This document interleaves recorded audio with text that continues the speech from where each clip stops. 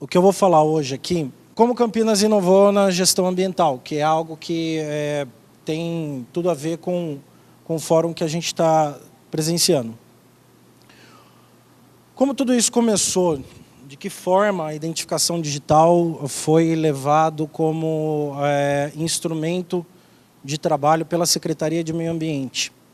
Em 2013, a gestão, que hoje é a gestão atual, porque foi reeleita, assumiu o compromisso, a tarefa de reflorestar todas as áreas de preservação permanente e a recuperação das nascentes, corredores ecológicos e assim por diante.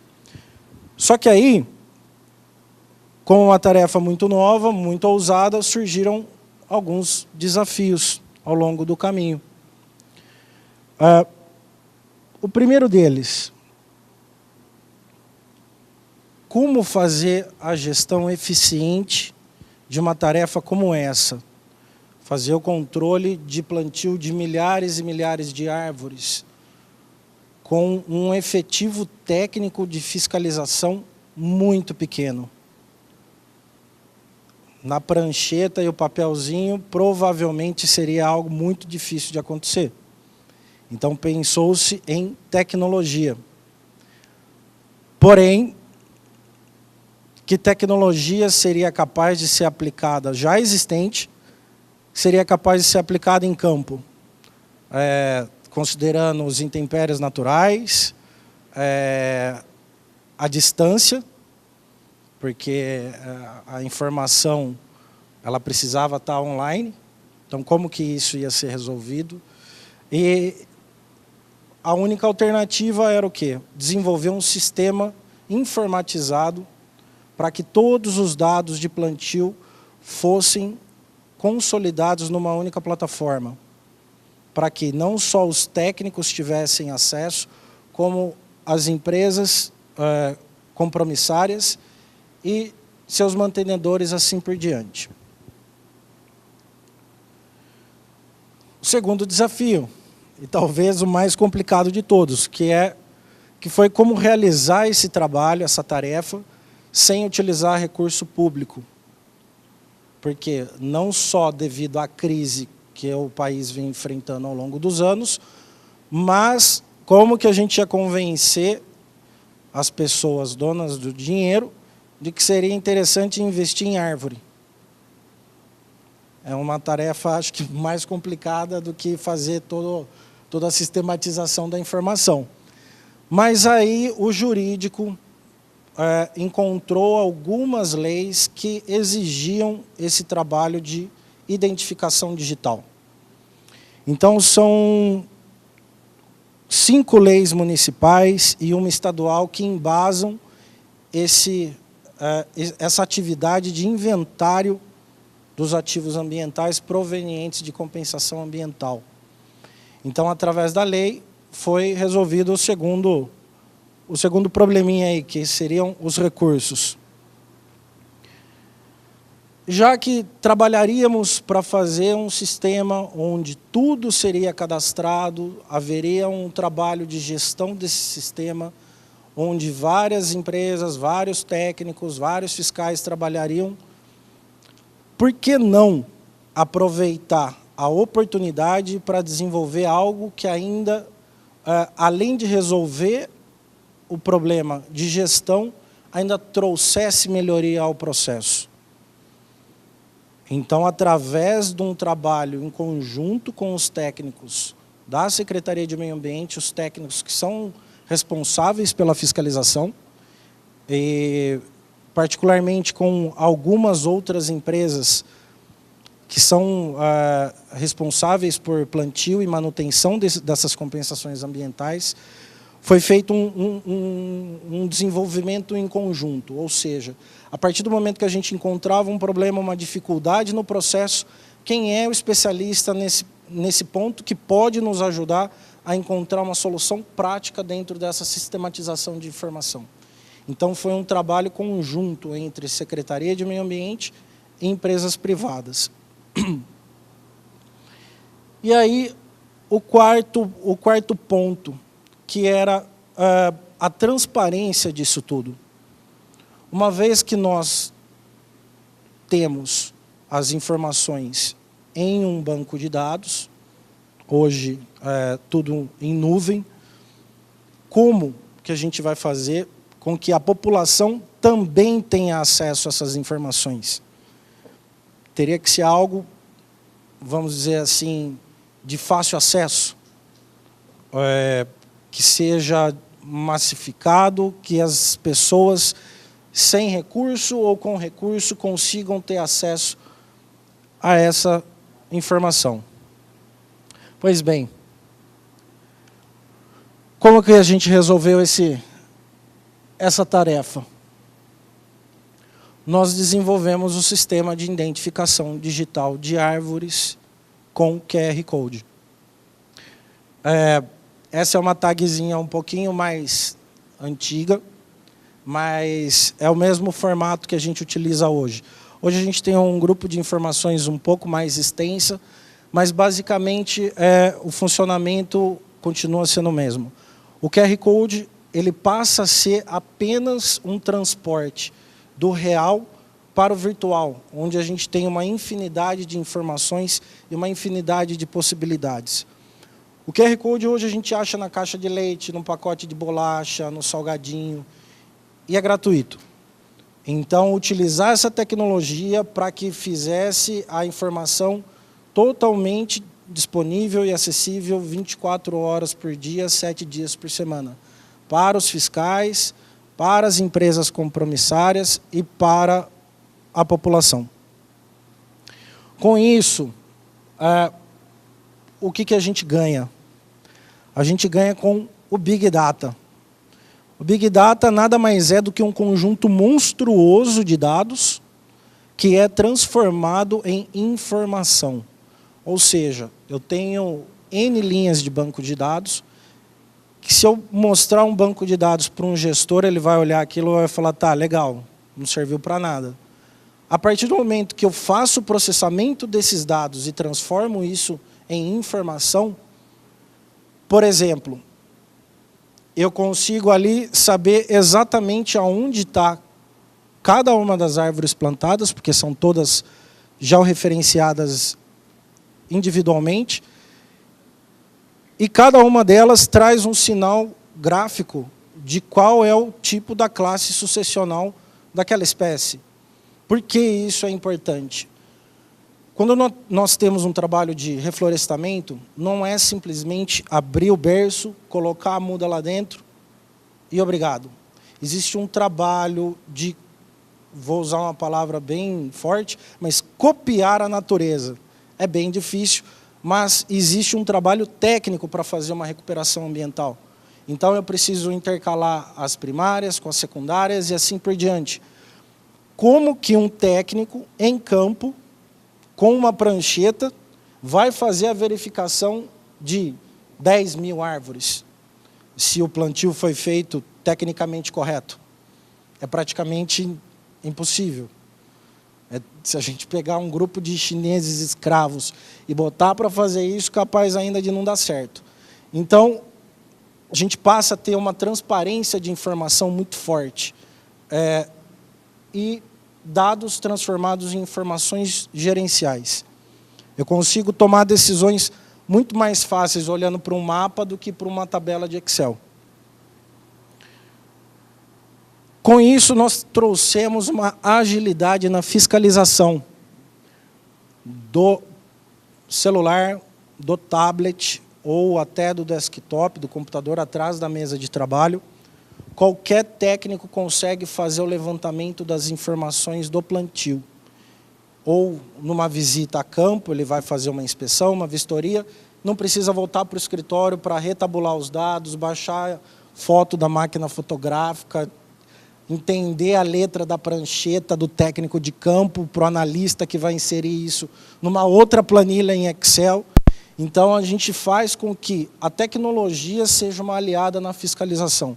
Um trabalho que um técnico, um fiscal, levaria meio período, ele consegue fazer literalmente em 5 a 10 minutos do escritório. Então, a gente consegue ter um ganho de eficiência Então, ao invés de ter uma agenda onde o fiscal vai a campo para fazer o levantamento, para, no mínimo, verificar se a quantidade de espécies, a quantidade de árvores e se o plantio foi feito de acordo com as classes sucessionais corretamente, que ele levaria um dia inteiro para fazer, hoje ele consegue fazer em 5 minutos.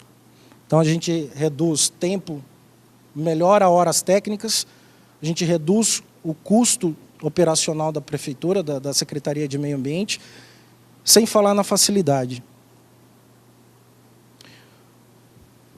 Outro ponto interessantíssimo é a interação entre técnicos das empresas responsáveis com os técnicos das empresas mantenedoras e os gestores, e ainda os fiscais da Secretaria de Meio Ambiente. É como um WhatsApp. Hoje todo mundo usa, todo mundo sabe como funciona. Então eu vou a campo hoje, faço uma vistoria, bato uma foto direto do meu celular, logado com as minhas credenciais de acesso. Nesse mesmo momento, é enviado um e-mail com uma notificação para o cliente, para a empresa responsável pelo plantio, de que existe uma nova interação. A Júlia está aqui para não me deixar mentir sozinho o quanto de e-mail que ela recebeu nos últimos meses. Mas isso é muito bom, porque traz a transparência da informação. Não existe mais aquela, então, sabe o que é? É que eu estava lá, ou você fez ou você não fez, está documentado, rastreabilidade das informações.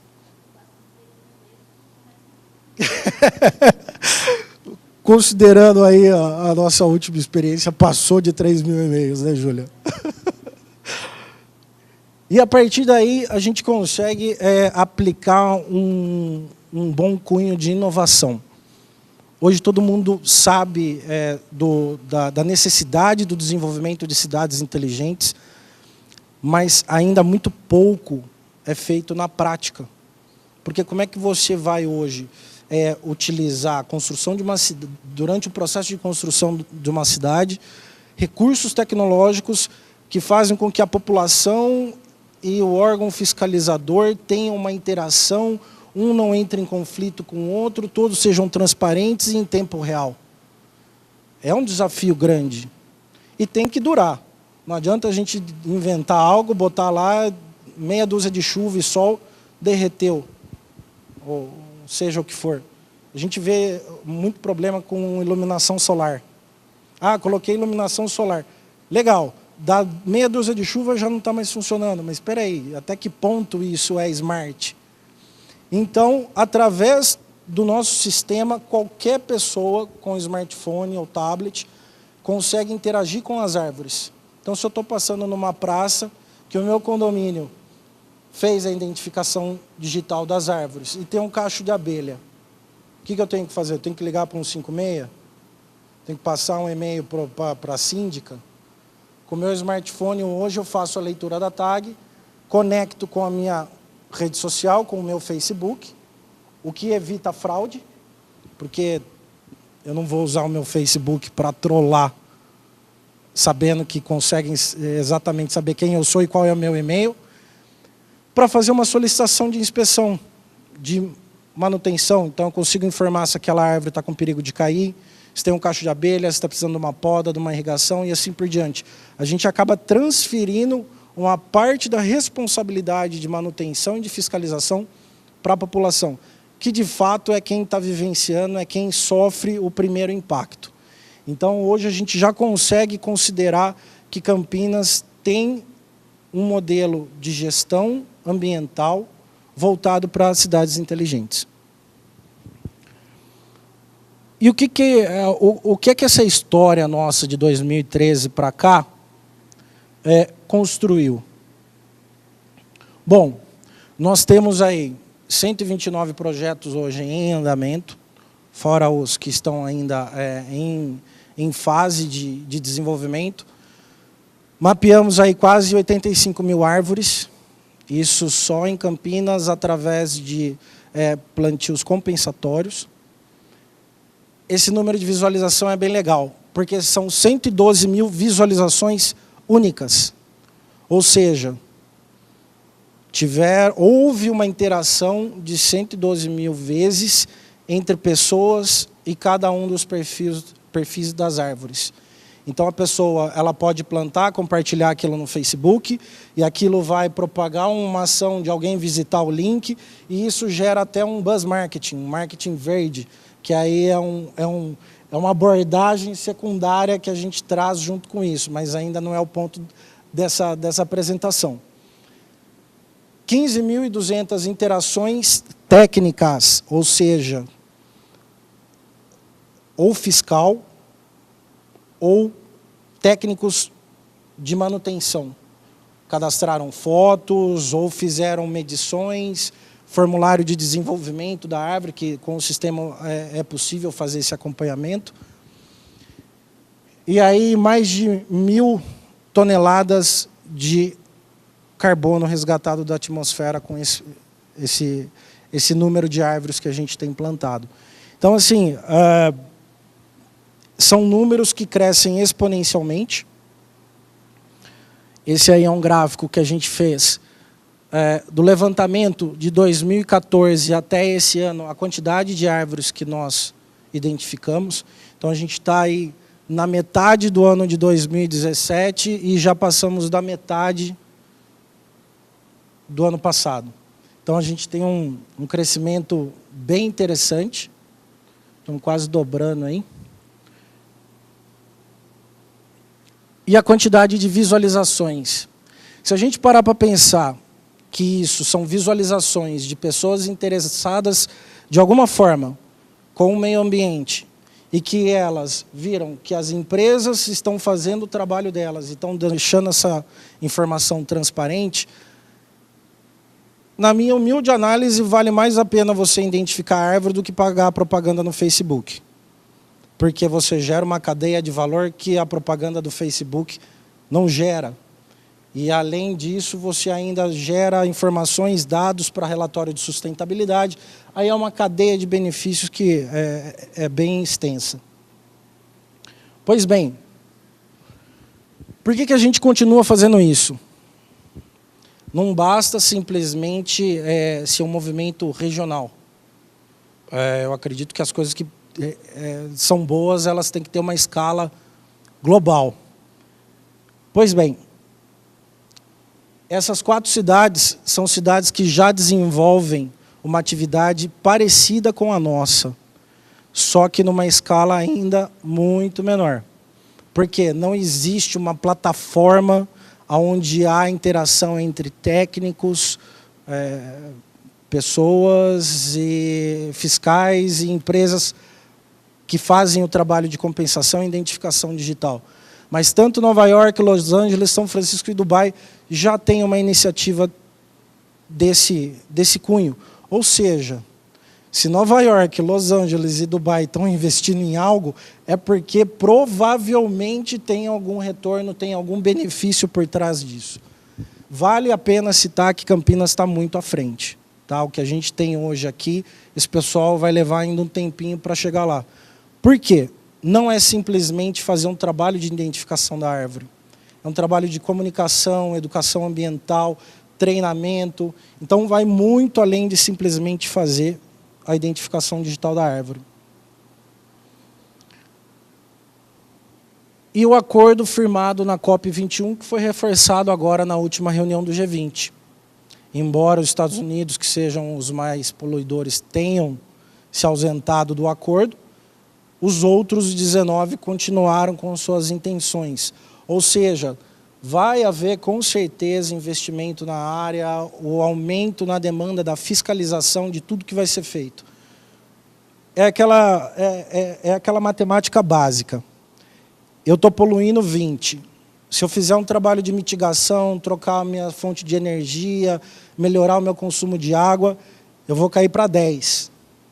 Mas nunca eu vou zerar sem plantar árvore. Então, a única forma da gente ser 100% sustentável é plantando árvore. Quem já acredita hoje no nosso trabalho? Pô, mas por que eu vou ter que gastar meu dinheiro sofrido com isso aí? Mas que ao longo do tempo passam a identificar a identificação digital de árvores como o começo de um novo movimento. Então, é possível desenvolver ações de educação ambiental, ações de mitigação, de neutralização de emissões através do plantio de árvores. E se aquilo passa a ser um ativo, tem que ter rastreabilidade. Como é que você vai botar dinheiro em alguma coisa que você não sabe onde está? Você não sabe o que está acontecendo. Então, aí passa a ser, de fato, um desperdício de dinheiro. Basicamente, era isso que eu tinha para mostrar para vocês.